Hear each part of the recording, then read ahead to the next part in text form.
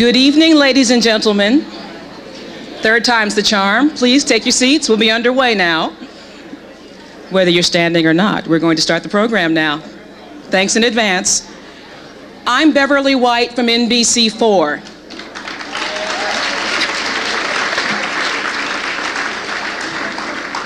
That wasn't meant to be an applause line, but thank you anyway.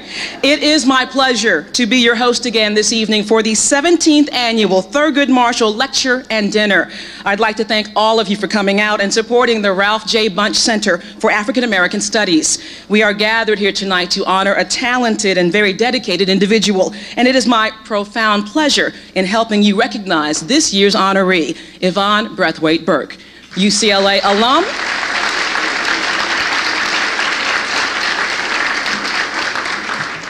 Ms. Burke is a UCLA alum and supervisor of the 2nd District of the County of Los Angeles. Now in its 37th year, the Ralph Bunche Center for African American Studies is entering into a new phase of continued excellence and increased scholarly activity.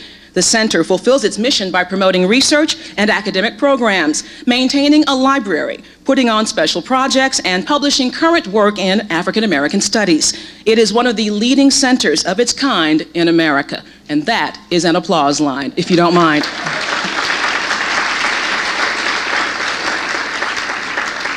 Now, leading the center in his 5th year as director is Professor Darnell Hunt. Darnell Hunt is a professor of sociology at UCLA. Dr. Hunt has written extensively on race and media, a subject dear to my heart, including 3 recent books: The Screening, The Los Angeles Riots, Race, Seeing, and Resistance, and book number 2, O.J. Simpson, Facts and Fictions, News Rituals in the Construction of Reality, both from the Cambridge University Press. Darnell Hunt is also editor of a 4-volume series from Oxford University Press on African Americans and the Media. The first volume, edited by Dr. Hunt, is entitled Channeling Blackness: Studies on Television and Race in America. Prior to his academic career, he worked in the media as a media researcher for the U.S. Commission on Civil Rights' 1993 hearings on diversity in Hollywood. As Bunche Center Director over the past few years, Dr. Hunt has managed research, outreach, and publicity campaigns maintained at making the center a household name in the region's Black community, as well as in intellectual circles throughout the nation and beyond. It's now my very distinct pleasure to introduce you to the director of the Ralph Bunche Center for African American Studies, ladies and gentlemen, Professor Darnell Hunt.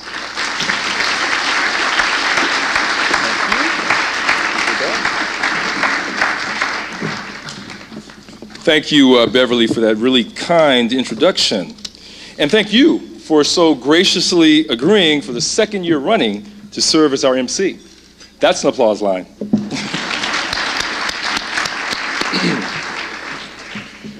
Good evening, all. I'm pleased on behalf of the Bunche Center faculty and staff to welcome you to the 17th Annual Thurgood Marshall Lecture and Dinner. I'd like to express my thanks to each of you for your support tonight, and I look forward to connecting with you throughout the evening.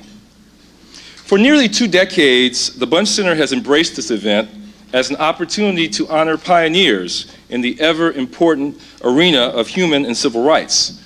This year, we honor one of our own, Los Angeles County Supervisor and UCLA alumna, Yvonne Brathwaite Burke.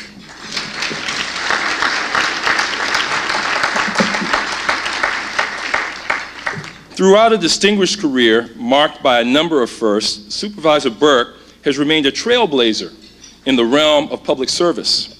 She was the first Black woman from California elected to serve in the House of Representatives, the U.S. House of Representatives. She was the first African American to chair the Los Angeles County Board of Supervisors.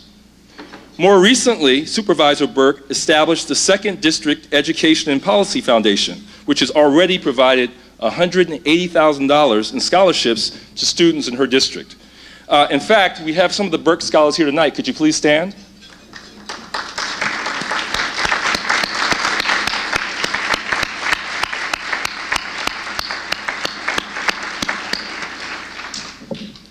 Yvonne Brathwaite Burke is a political icon in Los Angeles today, a leader who has fought the good fight and who continues to make a difference. We are proud to recognize her tonight as the 2006 Thurgood Marshall honoree and lecturer. As you know, an important friend of the center, Constance Baker Motley, has passed on since we last gathered for this event. Ms. Motley, our second Thurgood Marshall honoree in 1989, was an integral part of the legal team led by Thurgood Marshall that won the landmark Brown versus Board of Education case in 1954. Constance Baker Motley continues to inspire us through the legacy of her pioneering contributions. Now I'd like to take just a few moments to recognize some special individuals in attendance this evening. First, I'd like to recognize the many prospective and current UCLA students who are present. Please stand.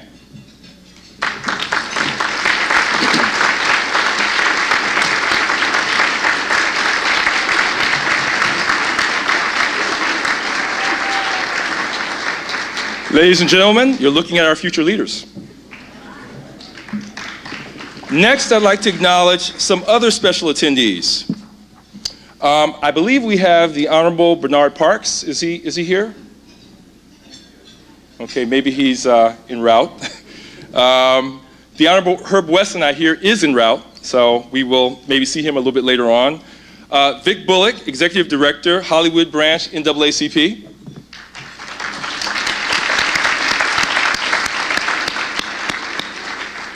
Blair Taylor, President, Los Angeles Urban League.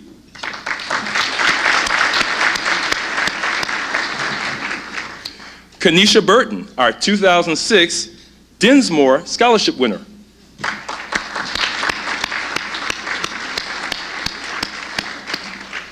Sandra Booker, our 2006 Adderley Scholarship winner.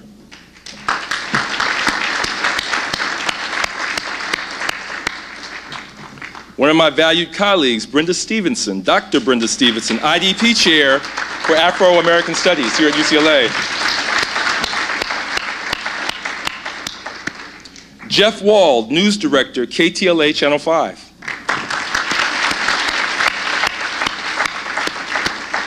And Anita McCormick and family, who I had the pleasure of meeting a few weeks ago to discuss the upcoming new Larry McCormick collection at the Bunche Center.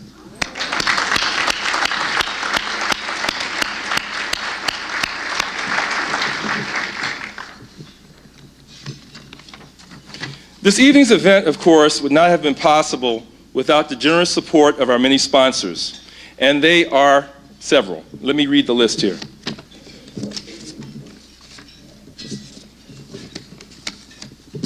Fox Studios, Northrop Grumman, Playa Vista, Peter Taylor, Taylor Family Foundation, Toyota Motor Sales USA, Winston Dobie, UC Office of the President, Franklin D. Gilliam Jr., UCLA Community Partnerships, Claudia Mitchell-Kernan, UCLA Graduate Division, Scott Waugh, UCLA Social Sciences Division, Renee Campbell, Metropolitan Transportation Authority, Rita Rothman, Second Baptist Church, Robert Singleton, Bobby Smith, UCLA Black Alumni Association, Rosina Becerra, UCLA Faculty Diversity, Keith S. Parker, UCLA Government and Community Relations, UCLA School of Law, Nina Montero, UCLA Student Affairs, and Washington Mutual Bank.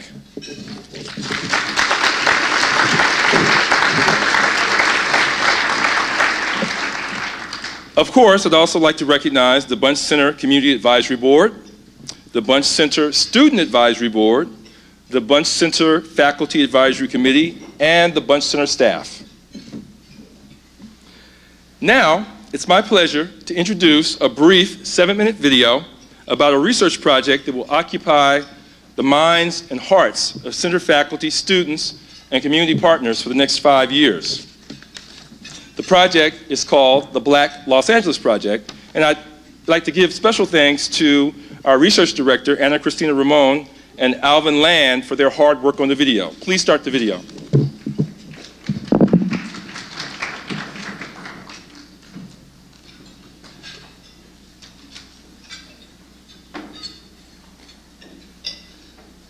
Since 1969, the Ralph J. Bunche Center for African American Studies has been committed to promoting and studying the rich history and culture of the African diaspora. Today, it is generally recognized as one of the top research units in the nation devoted to African American studies. In October 2003, the center was renamed in honor of scholar, diplomat, Nobel Prize winner, civil rights activist, and UCLA alumnus Ralph J. Bunche. Dr. Bunche perfectly embodies the scholarly excellence and community commitments the very founders of the center had in mind when they conceived it. We invite you to join us as we honor his vision in current projects, such as the Kenny Burrell Archive of African American Music, and in other exciting new projects.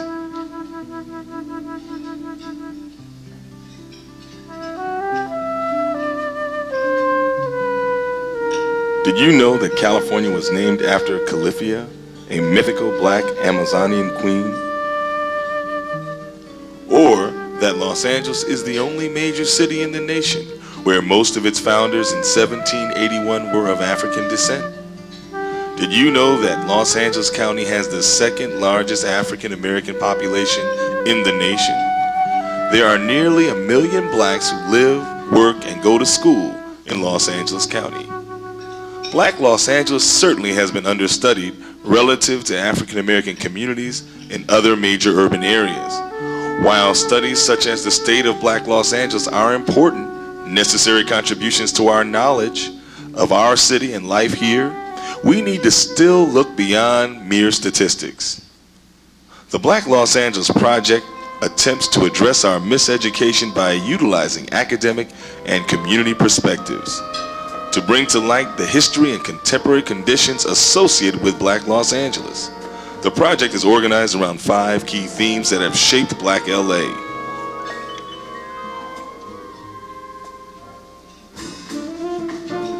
Studying communities and neighborhoods is central to Black Los Angeles and allows for a comprehensive view of areas within LA. The project may address the LAUSD educational system and the evolution of the Crenshaw Corridor.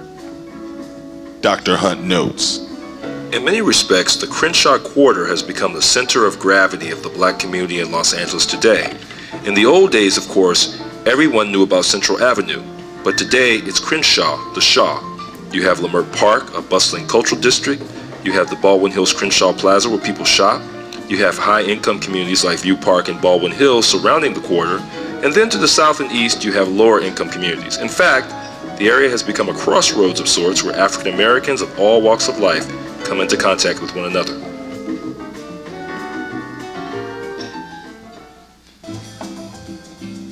Religious life encompasses the political, social, and cultural dimensions of Black LA.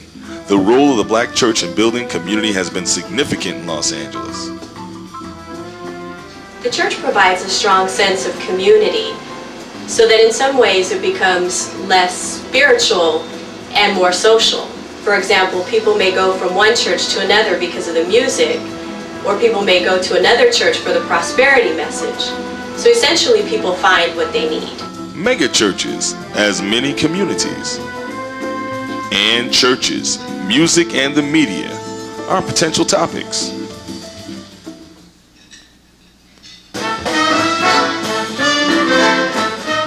The political participation of blacks in Los Angeles has been considerable since the city's inception and has influenced its political power structure.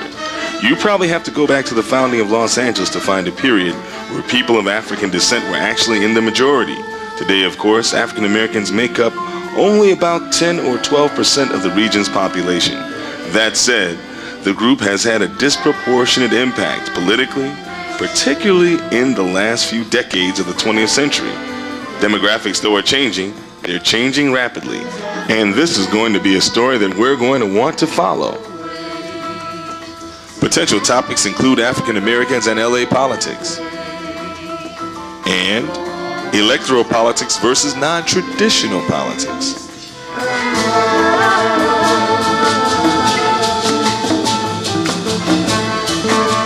In Los Angeles, African Americans' search for social justice has taken place in the streets as well as the courts.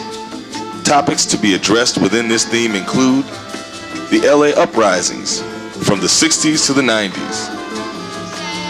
In 1965 and 1992, residents in Watts and South Los Angeles took to the streets to express their feelings towards social and economic inequalities. Examining the links between these historical events and understanding how they have shaped Black Los Angeles will be significant to this project. Another potential topic may be the justice system and race.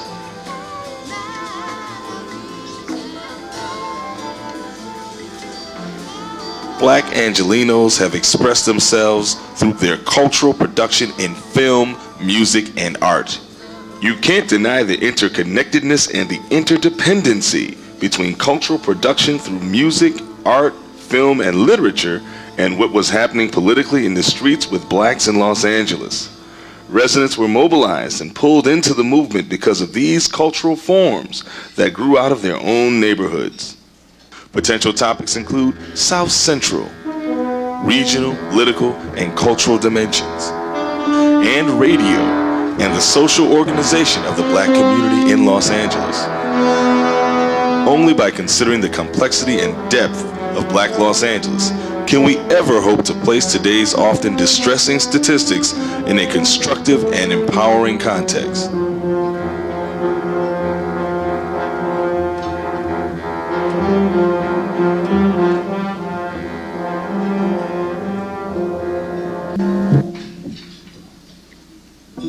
Did you like that? Okay, well, it gives you a brief introduction to a project that will occupy us for some time. We see a volume, a multi-chapter volume coming out of this that we hope will be the definitive study, really, on Black Los Angeles. In my 5 years as director of the Bunche Center, UCLA Chancellor Albert Carnesale has been at the helm at Westwood, leading one of the world's great public institutions of higher learning.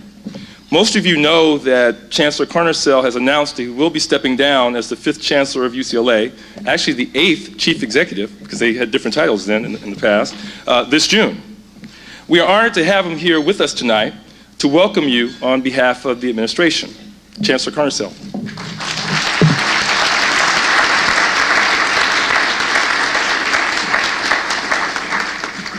Well, thank you, Darnell. Welcome all. This is a special evening. This is the 2006 Thurgood Marshall Lecture, and it's an honor to have so many luminaries here and so many supporters of the center. I want to, as others, extend a special welcome to the Honorable Yvonne Brathwaite Burke. Great to have you here, Yvonne. Each year at this event, we have an opportunity to do three things: to pay tribute to Justice Marshall, to celebrate the many accomplishments of the Ralph Bunche Center for African American Studies, and to honor a dedicated public servant. Now, I don't have to tell this group about Justice Marshall and his many accomplishments, but he was a tireless advocate for the underserved, all of the underserved, millions of voiceless Americans. And his commitment to reshaping our society created a foundation of individual protections for all Americans, regardless of cultural, ethnic, racial, or religious background. So he left a grand legacy for this country, one that continues to inspire us all and one that we celebrate tonight. As for the Bunche Center, you've heard a lot about it, you've seen more about it, but the valuable contributions that it makes to the university, to our community, to our nation, and beyond may not be fully recognized. It was founded in 1969 as the Center for African American Studies, and the center was renamed 3 years ago in honor of UCLA alumnus and Nobel Peace Prize winner Ralph Bunche. That was not nearly so much an honor for Ralph Bunche as it was for UCLA to have its center in his name.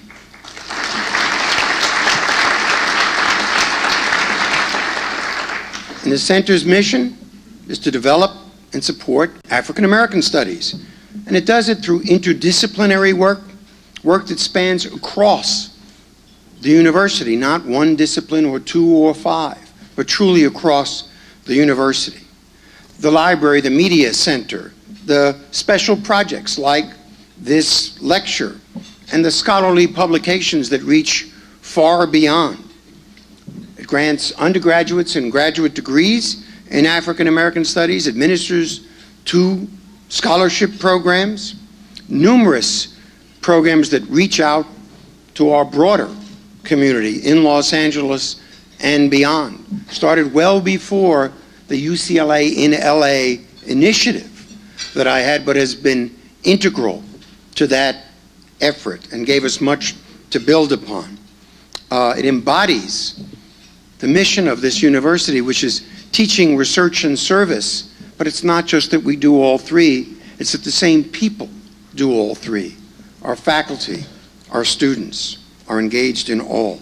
And it represents, in a very real way, our commitment to the diversity that is a foundation of this institution's excellence. So I want to thank Darnell Hunt and the staff of the center for their outstanding work, not only for the center, and not only for UCLA, but for the University of California and for California. Thank you to all of you.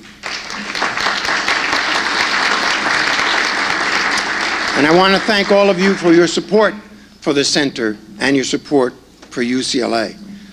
Now, the third part of tonight's celebration, I don't get to do the major part of, but it is to recognize Yvonne Brathwaite Burke, Los Angeles County Supervisor for the 2nd District, more than 30 years of service to the public at the national, state, and local levels. And I've had the good fortune of knowing Yvonne for a little more than that 30 years. It was clear, more clear than it was then, who were the pupils and who were the teachers. So thank you very much, Yvonne, for that experience, for all of us. But her career has been dedicated to serving all of our communities at all levels. And we'll hear more about her many contributions later, but I know we all look forward to hearing her speak. And for now, I just want to thank all of you for being here and sharing this evening with us. Thank you.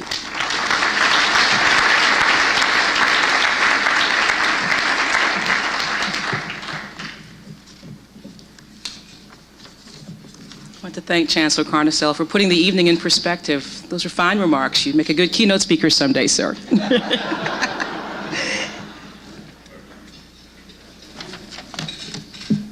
It's now my pleasure at this time to introduce you to the Vice Chancellor of UCLA's Graduate Division, Dr. Claudia Mitchell-Kernan. Please come forward.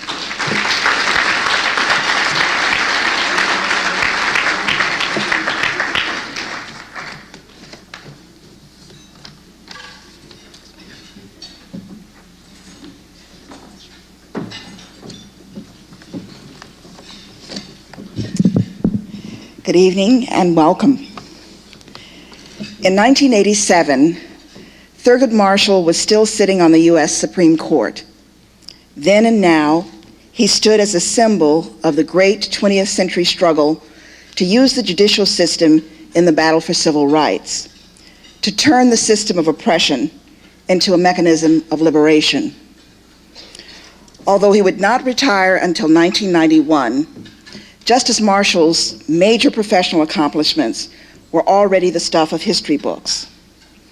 Indeed, the period when the courts made courageous decisions championing civil rights had ended, and the social impact of those decisions was being eroded by opposing forces. At the time, I was director of what was then the Center for Afro-American Studies, and a colleague, Henry McGee, a member of UCLA's law school faculty, came to me with his concerns about Marshall's legacy. Professor McGee and I worried that memory of Marshall's achievements would fade with time. His strategies might lose their power, we reasoned, but the brilliance and passion and persistence of his struggle would always remain relevant. It was in this context that Professor McGee and I sought to establish an annual occasion when Thurgood Marshall's dedication to human rights and a vision of equality for all would be recalled and honored. The result was this lecture series bearing Marshall's name, which is now almost 20 years old. Before we honor Yvonne Brathwaite Burke, the latest in a series of eminent leaders in the struggle for human rights, I'd like to take a few moments tonight to recall Marshall's achievements and their contemporary relevance.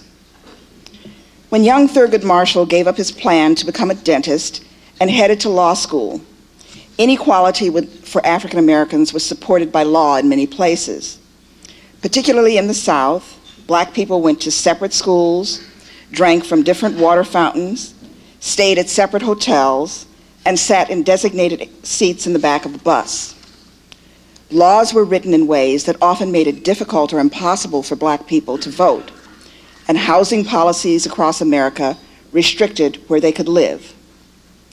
Casting about for a tool to dismantle this system, Marshall chose the courts. From 1940 to 1961, Marshall was legal director of the NAACP during its successful battle against laws imposing racial segregation. Cases, he argued, resulted in the overthrow of the South's white primaries and racially restricted housing covenants. Then focusing first on graduate and professional schools and later on elementary and high schools, he and his mentor, Charles Hamilton, won Supreme Court rulings that gave African Americans access to previously all-white educational institutions. By the early 1960s, he was a man of international renown. And when the British government sat down with Kenyans to draft a constitution for a new nation, Marshall, then in private practice, served as constitutional advisor. Given the number of times he had made use of the U.S. Bill of Rights, it is not surprising that Justice Marshall insisted on a Bill of Rights in Kenya's constitution. In 1961, President John F. Kennedy appointed him to the U.S. Court of Appeals, where he wrote 112 opinions in 4 years, none of them overturned on appeal. After a short period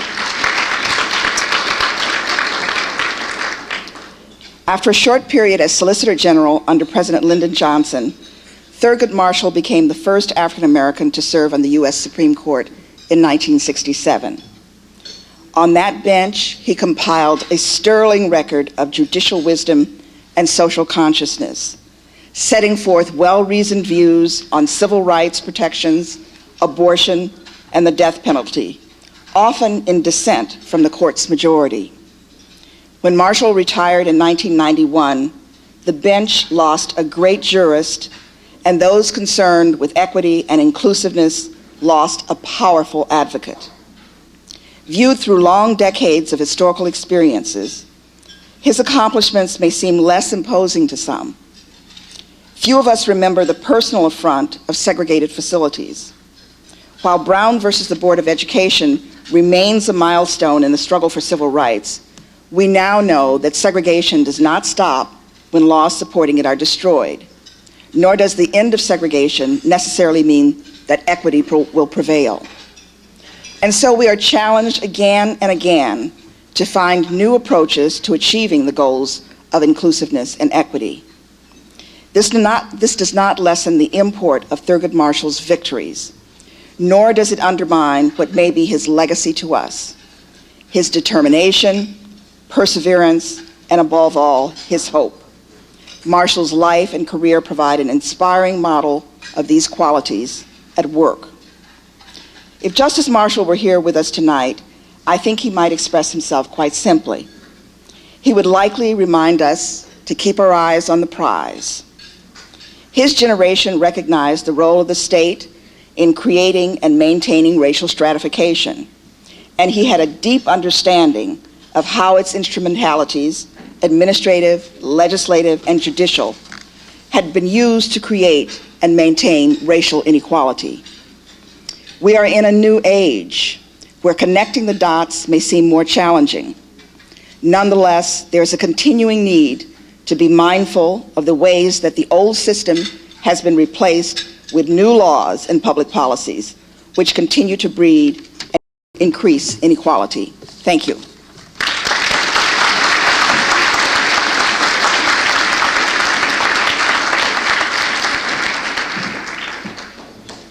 Thank you.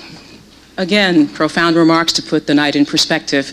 Before we continue, those of you who've started your meal, that's okay. We'd like to encourage others to do the same in just a moment, but first, we'd like to call your attention to two late arrivals, but certainly worth a special mention. The former Assembly Speaker and now Council Member Herb Wesson has joined us. Please stand.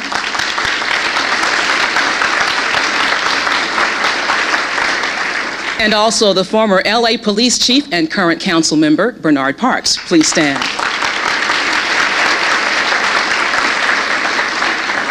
And now, without further ado, please enjoy the balance of your meal. Those of you who started your salad, the rest is coming. If you've waited for your salad, please dive right in. We'll be back with you in just a little while to enjoy the program and also the fine sounds of the John James Quartet. Thanks again for your attention.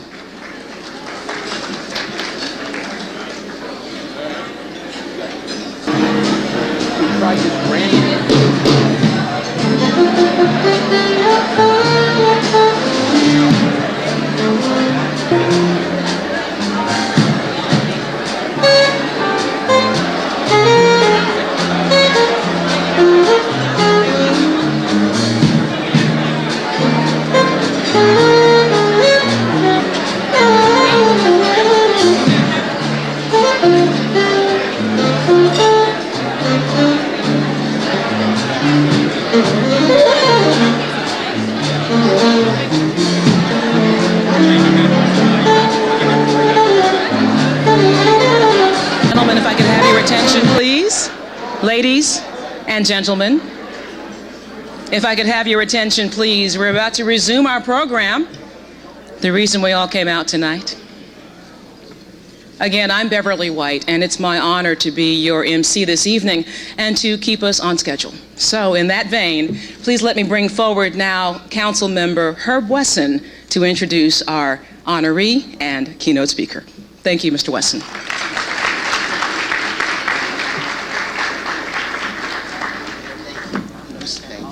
Thank you. Good evening, everyone. No, that you can do better than that, or I'm not going to leave the stage. Good evening.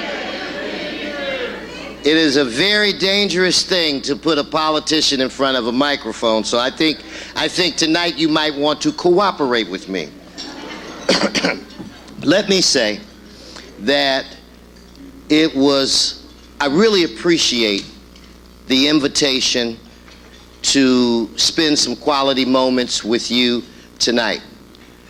Many of you that know me know that I care a great deal about this fine institution of higher learning. I also want to say that it's an honor for me to participate on any program where Supervisor Yvonne Brathwaite Burke is involved. And that it is a privilege.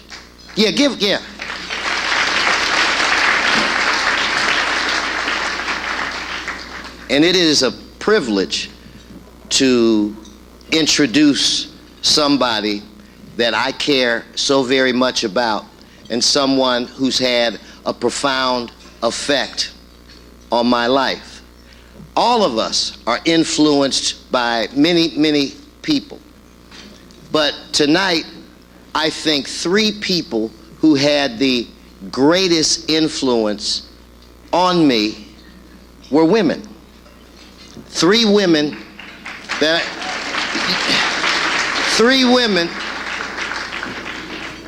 I've loved. Woman number one is my mother, who taught me how to, give my mama a round of applause. Who taught me, I think, how to be a good human being. And woman number two would be my wife of 25 years, my wife Fabian, who's not here tonight. But she allowed me to chase a dream when she basically stayed sane, stayed home, and took care of 4 children. And the third is Supervisor, give her 4 kids, that's a lot of... In fact, let's do it so she can hear it all the way in the 10th district. I don't want to have to sleep on the couch. And thirdly, of course, is my relationship with Supervisor Yvonne Brathwaite Burke. she taught me so many things. God, well, I got somebody in the back. Are we serving wine here, Chancellor? We may want to pull the plug on that table in the back. But it's good. Applaud everything. Anyway, Supervisor Burke smoothed out rough edges that I had. I don't know what I did or where the two of us connected, but because of her, I think from a political perspective, if I were to just collapse today, that people would say politically I had a very successful life, and that's because of the time, the quality time that I spent with Yvonne Burke. Let's give her another round of applause. I remember when the supervisor was first elected, and one week we did a tour of the entire 2nd District, which has 2 million people, by the way, in 9 cities. So we're going to all of these meetings, and she would always get up and say, and I want to present to you my Chief of Staff, Herb Wesson. He can handle problems. And I'd get up. And I remember everywhere we went. And I can remember coming home, and I was just so proud. I told my wife, yeah, the supervisor is really pumping me up, and everywhere I go. And so the whole weekend, I'm on cloud 9. Until Monday, when I get to work and have like 8,000 new phone calls because the supervisor basically said, you want something, call him. But the supervisor had to work with me. It was a big job. In fact, it was a job that I personally do not believe that I was ready for at the time. But she never quit on me. She never gave up on me. I can remember the one time when, and I tell this story, and she's probably going to be a little upset with me, but you didn't mess up, Supervisor, I did. In the county, you have approximately 200 commission appointments that you can make. So there was an individual that I really could not pronounce his name, and she said, I want to replace this person with another individual. Since I butchered this person's name, I went to the wrong person and told that person, thank you for your service, it will no longer be needed.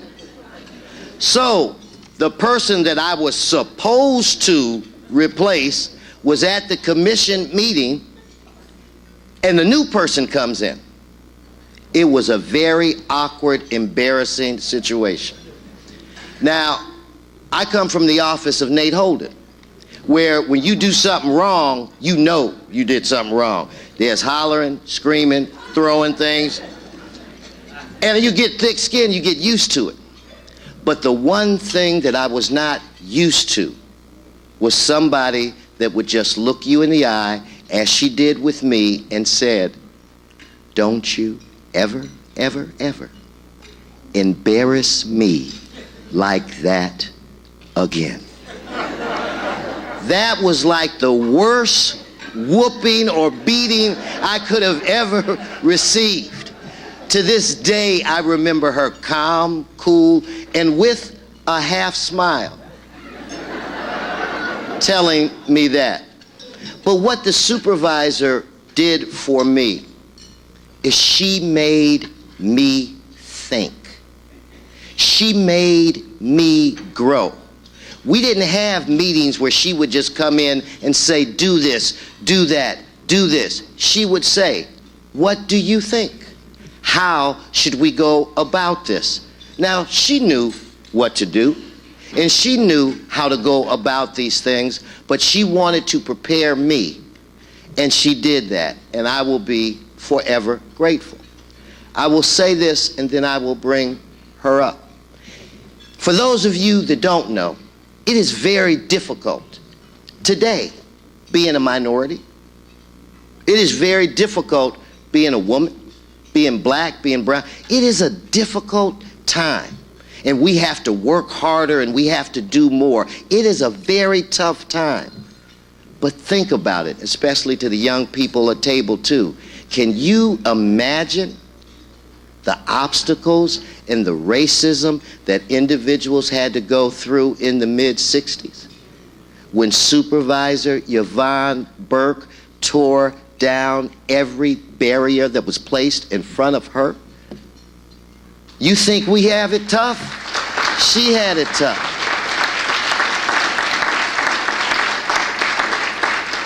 The first African-American woman that was an assembly person, from the first African-American from California elected to Congress, the first congressperson to have a child while in Congress. And Yvonne Burke is one of few African-Americans that on at least 3 occasions has been a question on Jeopardy.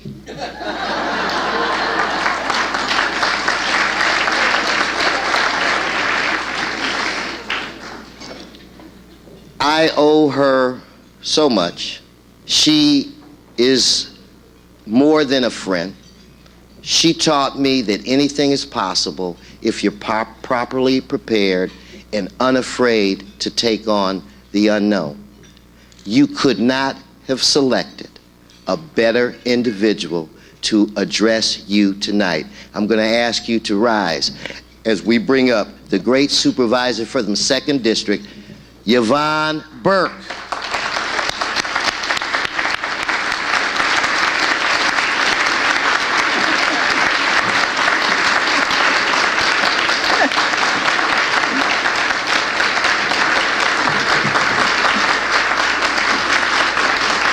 Thank you.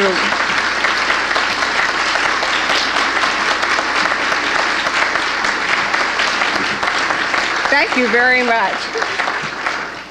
Well, you know, when Herb introduces you, you say, well, maybe I shouldn't give a speech. It certainly has been my pleasure to have an opportunity to work with him. First, he was my campaign manager when I ran for supervisor, my chief deputy until he ran for the assembly and became speaker. But unusual thing is after he left being speaker, he came back and worked in my office again until he ran for council and just helped to get the office straightened out and do a few things like that. But he has certainly been a wonderful friend, and I'm really proud of him, and proud of him as so many of the young people who have come into our office and moved into positions of responsibility and leadership. And I won't go through all of them, you know, Elihu Harris, the mayor, and any number of them who have moved across the nation, who have had a chance to move forward. But I want to thank you, and to the Chancellor, and to Dr. Hunt, and all of the members of the Institute. I am very, very honored that you would select me for this particular recognition. And when I see the Ralph Bunche Institute and all of the things that it stands for, what this man stood for. I understand some of the members of his family are here, people who are very much a part of UCLA still, even though he was here long before most of us remember, but he has established a way for all of us. Even though I have to tell you, I wonder, you know, if he is up there listening to what's going on today, he has to be totally astounded that we're still talking about the same problems, that we're still talking about how we're going to solve the Mideast and how we're going to have an accord. So we wonder, do we ever really progress? But I'm sure he's very amused that we still haven't gotten it together yet, no matter how much he did, and how distinguished and all of the peace he brought to the Middle East, that we still are trying to solve those problems. And it's so important that this center, which will address the issues of developing humane and concerned public policy. And I'm going to talk a little bit about public policy. I also want to share with you, I remember Thurgood Marshall. I'm one of the people who was in the civil rights movement, when he was in charge of legal redress for the NAACP. And what I remember so much, I was a high school student, a college student, and I remember going to those churches in Los Angeles that were crowded with people who were NAACP supporters, who would come there and he would stand there and go through all of the cases that he was working on. And here was a man who was so distinguished. Thurgood Marshall was obviously, a great lawyer. But he would sit there and discuss his cases, and a child would understand them. And he always had a humorous note to it. They were faces, they were people. Because really, some of the things that were happening were almost humorous. The kind of issues he had to face and his representation. But he'd come back every year, and everyone would sit there and listen to him. He was always very homespun, and a person who talked about people and issues, not like legal principles, but something that was real, and as if that person was right there, and the issue was something that was affecting all of us. Of course, most of us remember him as a distinguished member of the Supreme Court. It's kind of a different person, too.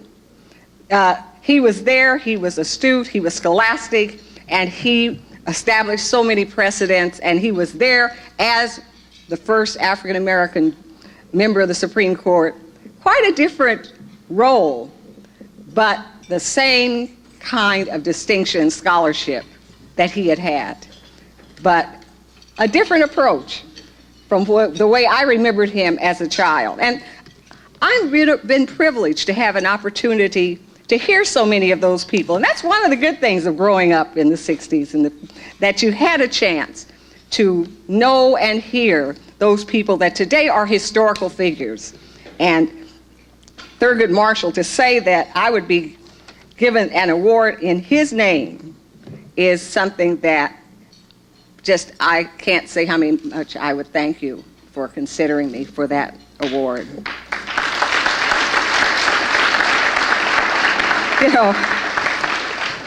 The LA Times sort of announced my demise, not with my consent, even though I had said to people that I wasn't going to run again, so I don't think it was a real secret, except that I didn't really expect to see it on the front page of the LA Times.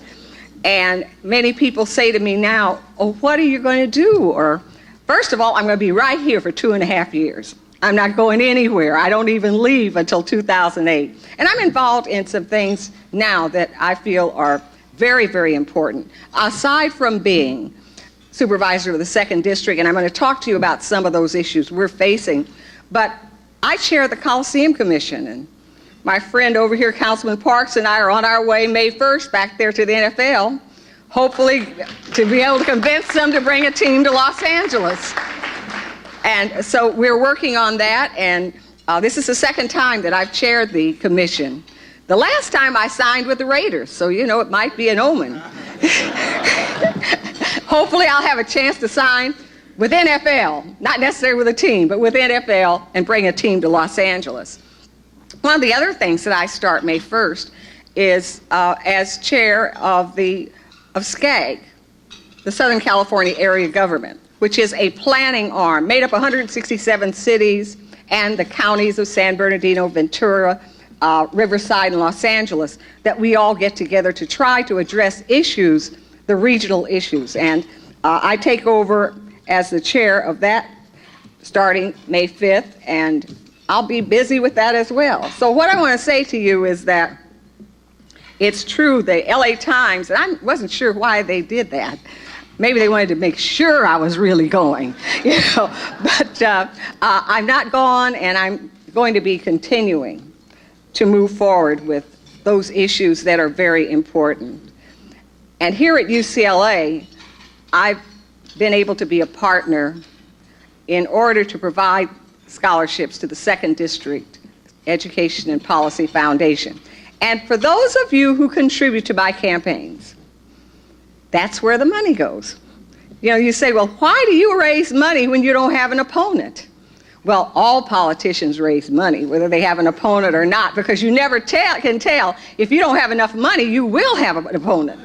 But I raise the money, and then what I do, at the end of every year, the county's position is that all of your funds have to either be given back, and I know the people who gave to me did not expect to get a check back.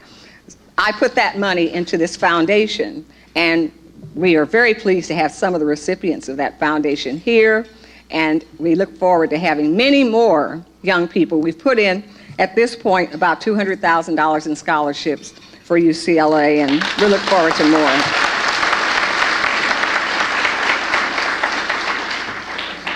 I'm going to talk a little bit about the problems that we're facing in Los Angeles. And I think it's necessary for us to realize the dimension of some of those issues. And I know you've been hearing that we are taking very aggressive steps as it relates to the issue of homelessness.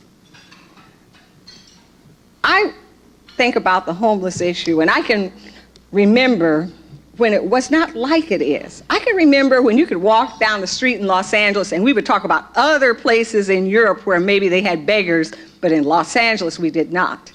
I can remember when you didn't see people sleeping on the street in Los Angeles or in California. But I also have to take some of the responsibility, because I was in the state legislature when the Lanterman Short bill was presented. And at that time, the issue was, what should we do about all of those people who are in those institutions, in the state institutions? And many of us who were liberals believed that there were people there who maybe they should be out, and we should take a different approach. We should bring people into community facilities. And of course, the conservatives, they didn't believe in psychiatry anyhow. So they wanted to get rid of everyone out of those state institutions. There were probably 36,000 people in state mental hospitals. So we passed a bill that said you cannot put a person in an institution. You can't hold them over 72 hours unless they're a danger to themselves or to others. And what we're going to do, and I was convinced by our then Governor Reagan and by other people in Washington who said, we will give you the money to have community facilities. Well, we're still looking for the money. And you know where the people are. Those people who, at that time, today we only have probably 4,000 people in state institutions. We've closed up our state hospitals.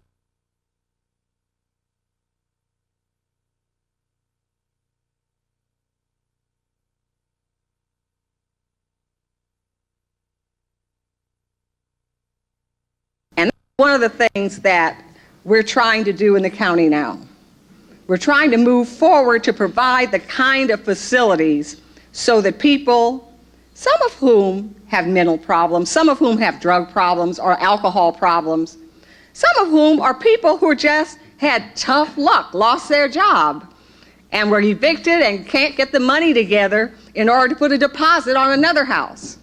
We're trying to get some place for them that will be safe and that can give them the opportunity to turn their lives around. Now, the other thing, when we tried to get those community facilities, no one wanted them. No one wanted them in their community. And I know you say, well, you represent the 2nd District. You represent the inner city. Surely the inner city holds out their arms to the poor. Well, I want to tell you, I can't even get a building for welfare recipients without going out and having convinced everybody that, you know, it's going to be a beautiful building and you're not going to see the people who come and apply for welfare. The reality is, today, no one wants those facilities, but they're going to have them. One of the things that has happened in the last 2 weeks in Los Angeles is the Board of Supervisors has put together $100 million, and there will be $15 million every year going forward for the kind of approach that get people off the streets. Number one,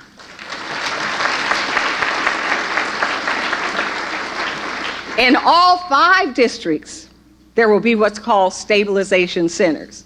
But now don't get frightened. It's only going to be 42 people in those stabilization centers. And they're going to be people from their own community who will stay there rather than coming down to the 2nd district.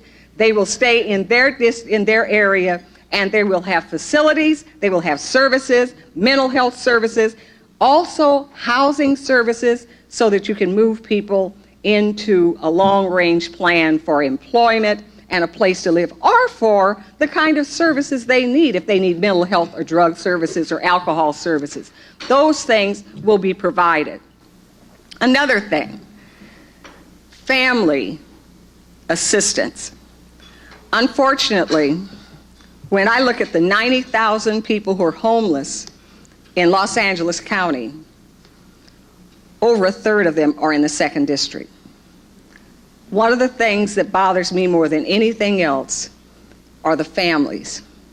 And again, these are people, they aren't criminals, they're people often who just, could be you or I, who just happen to lose their job, happen to be evicted. It may be a woman who was receiving welfare and committed fraud because she wanted to earn a little extra money, and she took a job.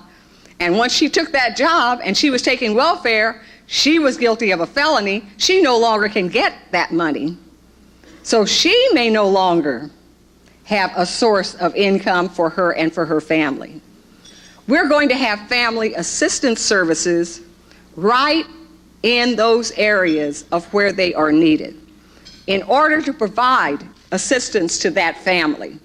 Because it's my feeling, and we're having a big debate in Los Angeles. If a person has their children down in Skid Row, should we just take them and put them in a foster home? My attitude is no. Because a person had hard luck, you don't take their children. You help them get out of their circumstance. So we'll have family centers for people. Another thing is, when we see all these people on the corner who are always asking for spare change, the police come around eventually if they're laying out too long, and particularly if they're drunk, they take them and they put them in jail. We're going to establish homeless courts. So instead of taking that person in and out of jail every week, over and over again, that person will go to a court where they will have to try to move forward and solve their problems, get those services for alcoholism, get those services for their drug addiction or whatever it is, and we will have in that center the ability to assist them to move into a different life. This is one of the other things that money will go for. Now, I know some people are saying, well, I hear you're not working with the city. Yes, we work with the city. We will continue to work with the city. We have always worked with the city. However, on the Board of Supervisors, some of us don't, I represent part of the city of LA, but there's some members of the board who don't represent any of the city of LA. So in the past, they've not been too enthusiastic about putting money into Skid Row and the city since they represent San Gabriel. But this is a big step of where we're moving forward, because this is a problem that must be solved. And I believe that we're going to be able to solve it. It's not going to be easy. And I'm not saying that, we have suddenly come up with a great idea. But we've come up with an attempt to utilize what's worked in New York. Usually what happens is we come up with the ideas, and then they move across the country, and they eventually get to New York and they copy us. This time, we're seeing what's happening in New York, we're copying it, we're utilizing it, and we're moving forward with it.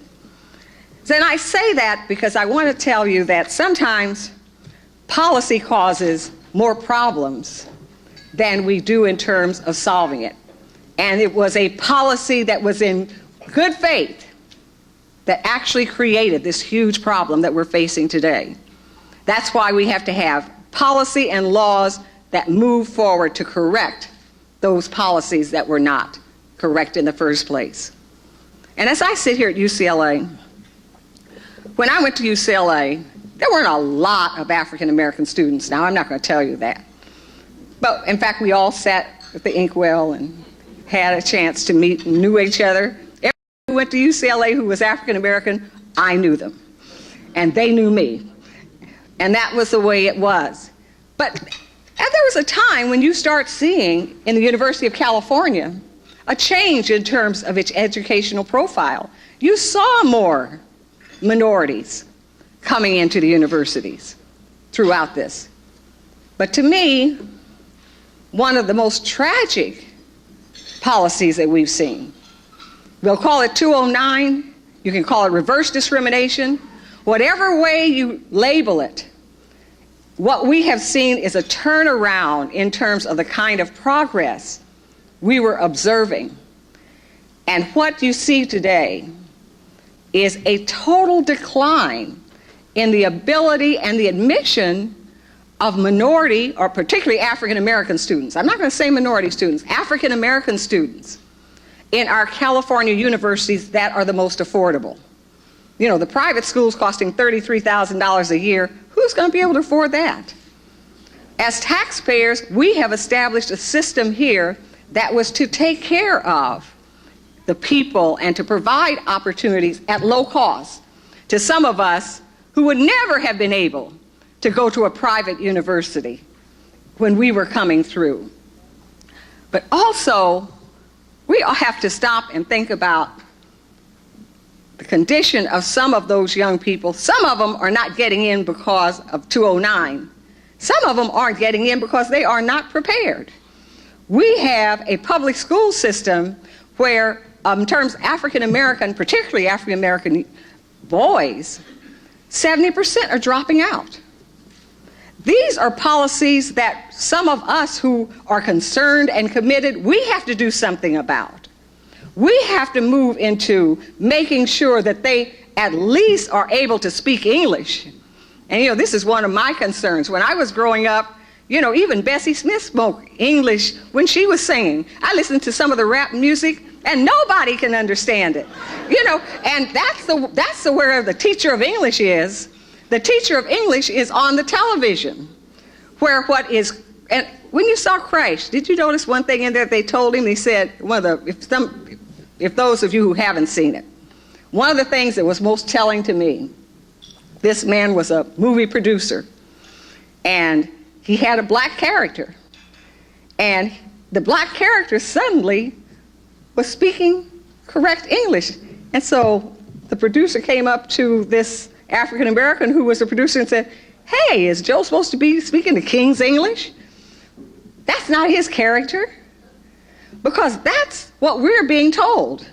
We're not supposed to be able to speak the King's English. What is being fed to a generation of young people today makes it impossible for them to get the very basics, for them to go into that SAT and be able to pass that English portion and compete with others.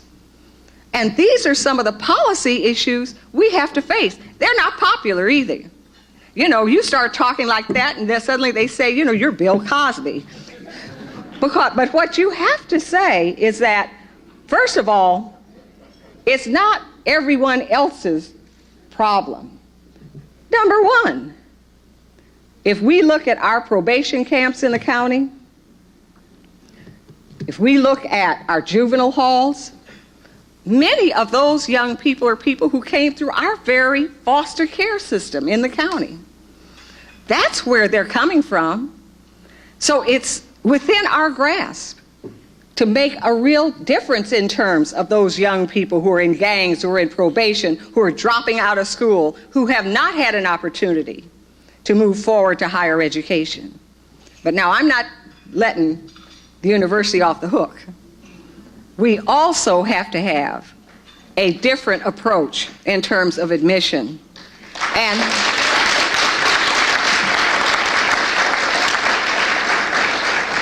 this whole idea that affirmative action is dead, and the word is dead. Because I'll tell you, it's not just in terms of education. We're in the process with MTA, and some of our people are here from MTA. We're in the process of building the Expo line down Exposition, which should be making a real difference in terms of your traveling on the 10 freeway, supposedly. You'll be able to get on that rail line. It'll take you all the way downtown from Santa Monica.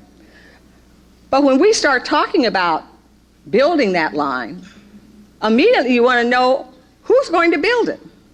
Are we going to have diversity in the people who build that and who work on it? And immediately our lawyers say, well, you know, you can't have affirmative action in terms of those contracts. You can't have affirmative action in terms of those hiring. But somehow I find out that there's always a way. There's always a way. You may not have affirmative action, but you can call it something else.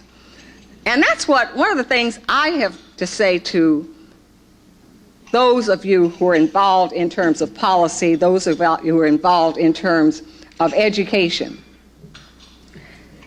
I remember when I was in the Congress of the United States, and they had affirmative action for employment. But I was on a committee that had the Alaskan pipeline. So I said, why don't we put in here something that you have to have a program for a set-aside for contracts with the building of the Alaskan pipeline. I introduced that, no one even knew what it was. It just went through. Not a single vote against it in the Congress of the United States. Not a Southerner voted against it. No one voted against it. Because it was a new concept. That concept spread. All of a sudden it was in the defense bill by Ron Dellums, and every bill that went in had a set-aside for affirmative action. Today in our transportation bills, we still have that concept. So what I'm saying to you is, we're going to have to come up with an approach and a new concept. Now, as soon as we get it, don't think that there are going to be people immediately to file a lawsuit and try to erode it and eliminate it. But at least for a time, you'll have a chance to move forward. And that's the challenge I really have to those students who are here, to the whole group of young people. You're the ones who are going to come up with these ideas. We don't just take the problem and say that's the way it is. We take the problem and we come up with a policy, and ultimately that policy moves into law, and then before you know it, you have solved and you have addressed something that is a wrong that must be righted. And you know, that's what Thurgood Marshall was about. He was a person who took all of those things that were wrong in our society, that everyone knew were wrong, but everyone accepted.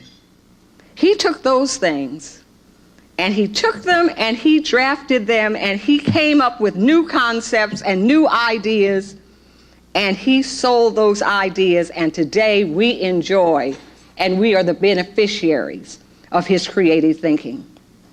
So I say to you, each one of us has that commitment. Each one of us has a chance to in some way erode those things that are eating away at our society. And it may not be huge, but if it can be just one little bit, it will affect a lot of people. And that's what this institute is about, named after a great American, a great alumni, the Ralph Bunche Institute.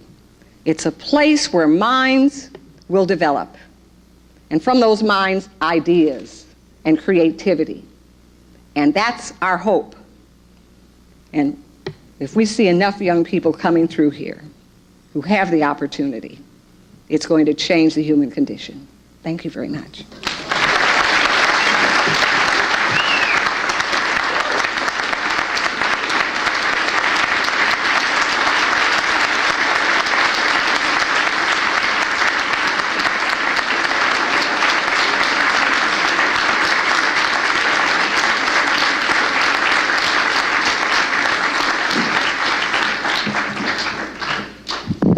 Once again, Supervisor Yvonne Brathwaite Burke.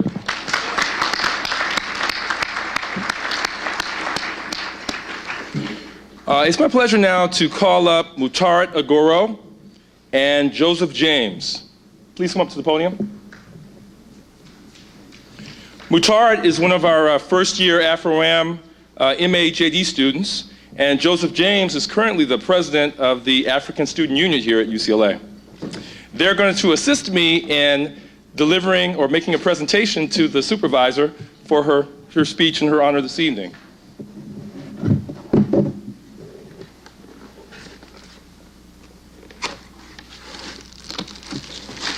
These are two of those young people who are going to do that, right?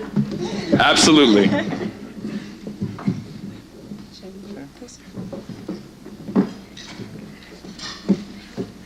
All right. The Ralph J. Bunche Center for African American Studies at UCLA proudly presents this award to the Honorable Yvonne Brathwaite Burke for her leadership and commitment to public service and for delivering the keynote address for the 17th Annual Thurgood Marshall Lecture on Law and Human Rights. Thank you very much. Thank you so much. Thank you very, very much. Okay, we're not quite done yet. Good evening again, ladies and gentlemen. Could I please call the following people to the podium? Robert Singleton.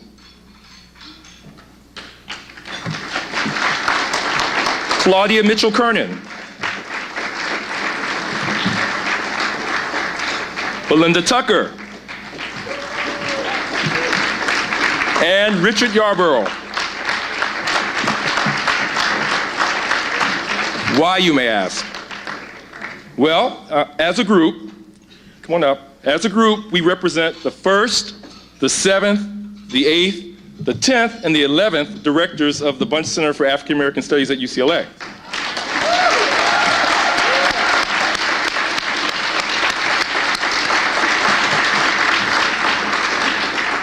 It is now our great privilege to present a very special award to someone who dedicated an entire career spanning 4 decades to UCLA and to the University of California system. He was a fixture as Vice Chancellor for Student Affairs at UCLA, and he currently serves as Vice President Student Affairs for the University of California until his retirement on June 30th of this year. Of course, I'm referring to none other than Winston C. Dobie.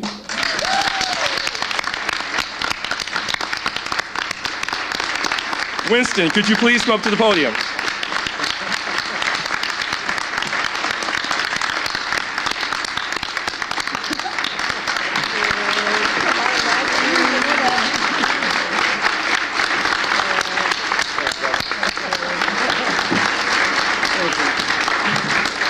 We'd like to present you this evening with a small token of our appreciation for everything you've done over the years for UCLA and our community. This piece that we're going to present to you this evening was commissioned for you by the Bunche Center from a Los Angeles sculptor, Charles Dixon. Oh my goodness.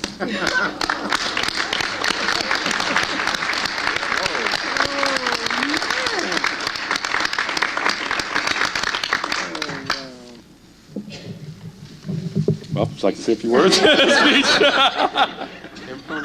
Impromptu is right.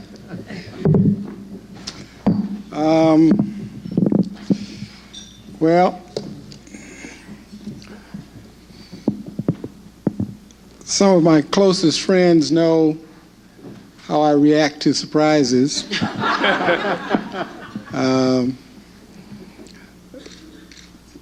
Many years ago, when I was celebrating a special birthday and I got word that there was a surprise birthday party for me, I didn't show up.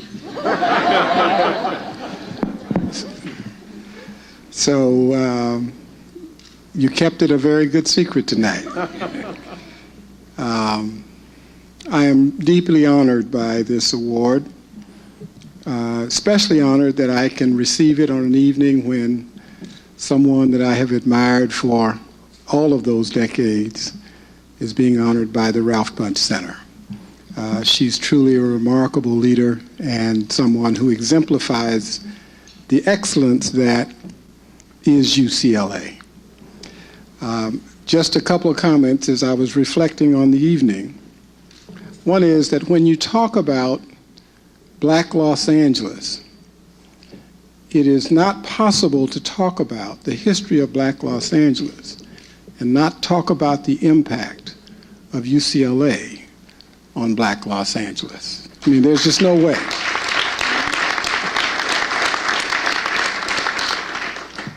The legacy of leadership that has been a result of this institution making a commitment to that community over the many, many years is simply unprecedented. Our commitment and our impact on this city and on this institution has never been measured in numbers. It's always been measured and always will be measured in quality and excellence. And that's what Yvonne represents, and that's what these young people who are here this evening, that's what you represent. You are our future. One last thought. It's not often that you get to experience something like this in the presence of the person who perhaps had the single most important effect on your being here. But there's a gentleman in the audience who really, truly is the reason why I ended up as a freshman at UCLA and why I ended up committing 4 decades of my life in service to young people. That's my high school coach, someone who basically put me on the path that I'm on. And I would like you collectively to join me in thanking him. Now, I and 2 of my good buddies back there, Gaston Green and Bobby Smith, have conspired to put in place a scholarship at UCLA in his honor. It will be called the William F. Thayer Scholarship. And it is really in his name that we are doing this because of the tremendous effect that he's had on so many lives in the many years that he served in his capacity at Fremont High School here in the city. So I'd like you to please join me in thanking William F. Thayer, who is with us this evening.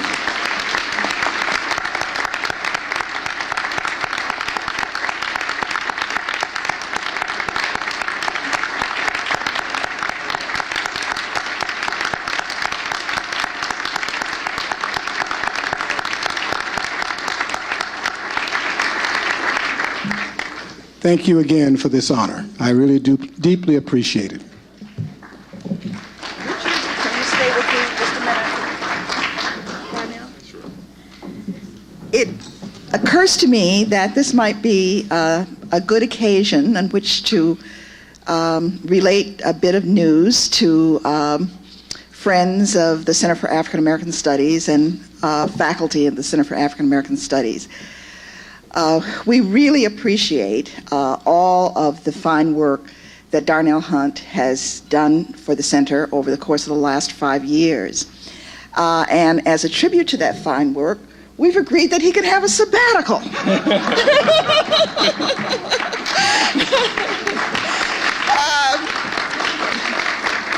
He will be taking off July 1st. And I'm sure this year we'll probably produce maybe 3 new books. Oh, yeah. But we're equally pleased to convey that during this interim period, the center will have superb leadership under someone who has served in the past and who has been a part of this enterprise since the late 1970s. And that is Professor Richard Yarbrough here.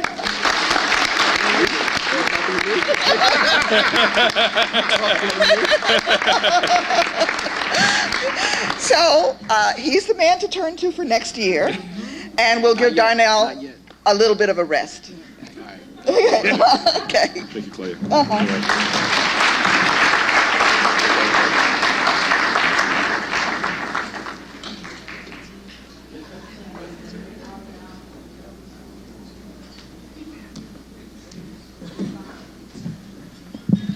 Well, it's been my pleasure to serve as your mistress of ceremony, but I didn't have a whole lot to say. I didn't have to. What a fantastic program this center has prepared for all of us. Food for the body and food for the soul. So in that vein, without much left to be said, please be inspired, be bold, be excellent. God bless you all. Good night.